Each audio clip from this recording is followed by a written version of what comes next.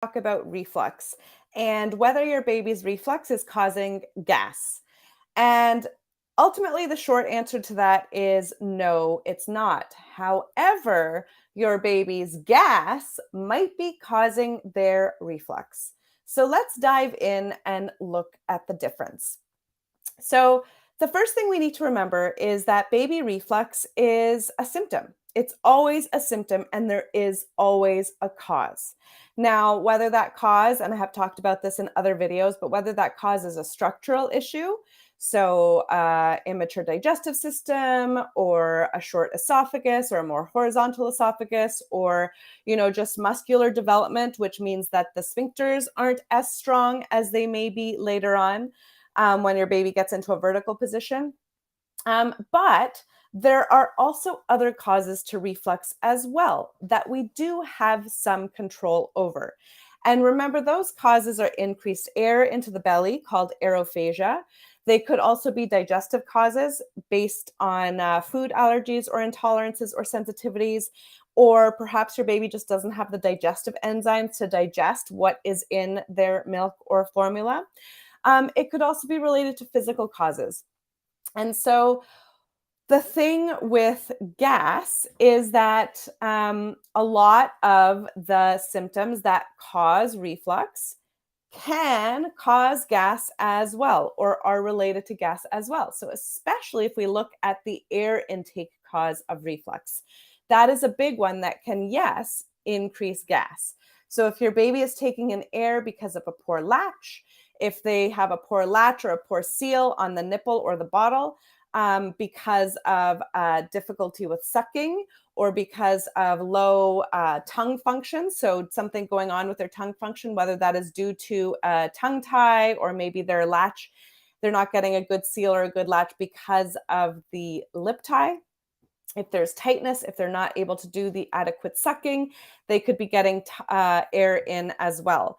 And so all of that air comes into the stomach and starts to cause a pressurized container with air and milk all bubbling in, which can lead to bloated bellies, distended bellies, tender bellies, hard bellies, and yes, gas, because really there's only two ways out for that air to come out the bottom or out the top. So out with spitting up, or with gas or pooping, etc. Okay? And so this is why burping your baby is really important, especially if you have a baby who is not latching very well. You can hear that they're getting air in. Maybe they're gulping. Maybe they've got milk dribbling. Maybe they're clicking while you're feeding them. All of those symptoms can mean that they are getting more air in. Maybe they have frequent hiccups. Maybe they have explosive poops. Those can all be related to gas, indicating that there's increased air in the belly, but they can also lead to reflux. So, no, your baby's reflux, which is the vomiting and the regurgitation of the fluids and the stomach acid contents, that is not causing the gas. However, the underlying causes of the gas might be causing your baby's reflux. Okay. And so this is something that you really want to be aware of if you have a baby with reflux and you have a baby who is very, very gassy. This also goes for colic. Same thing. Oftentimes, colic is also as a result of lots of gassiness, lots of tummy issues. And usually, what I hear from mamas is that once their baby has a big fart or a big poop, they feel much better and they don't seem to be as much in distress and pain and discomfort as before. And so you really want to be looking at, if your baby has reflux, if your baby has gas, if they have both of those, then likely it is that increased air intake that is causing both the gas and the reflux. And we need to figure out why your baby is getting more air into their belly. So again, that could be because of a poor latch, because of a poor seal. It could be because they've got oral motor dysfunction, so their tongue is not working properly, whether that is being tied down because of a tongue tie, whether there is a lip tie that is causing the lip to not be able to phalange properly, whether it's just a positional thing that maybe if you change positions, your babies will latch a little bit differently. The other things that can affect latch are body tightness. So if your baby prefers one side versus the other, then looking into why. They might be more comfortable feeding on one side than the other, and maybe they're getting more air in while they're feeding on the side that they're not as comfortable in.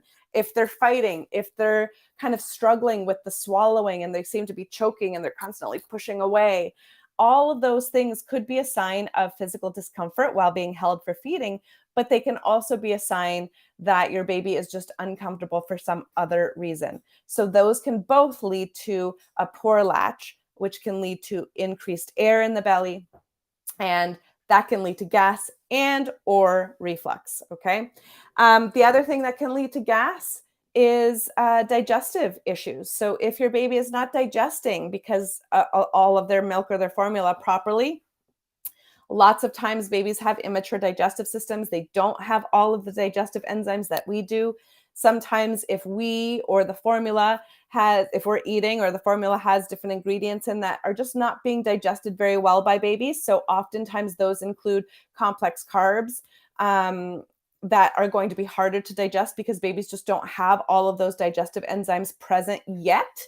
Those foods, or though that the milk, those kind of proteins in the milk and the formula can sit in baby's stomach and not get digested fully, which means that that can lead to fermentation, which can lead to gas as well, especially if there's other gut things going on, maybe because of food sensitivities or food allergies that haven't been diagnosed yet.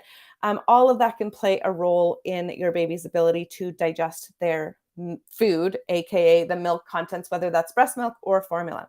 So that's something to look at as well, because that can also cause gas in the belly, which ultimately can then cause regurgitation of the stomach acid because it's coming out the top.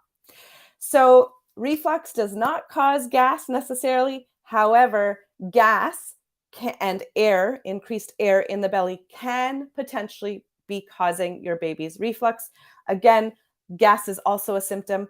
There's always a cause. So finding the cause of what is causing that gas in your baby is going to be your best bet in terms of alleviating the discomfort, but also potentially resolving the reflux.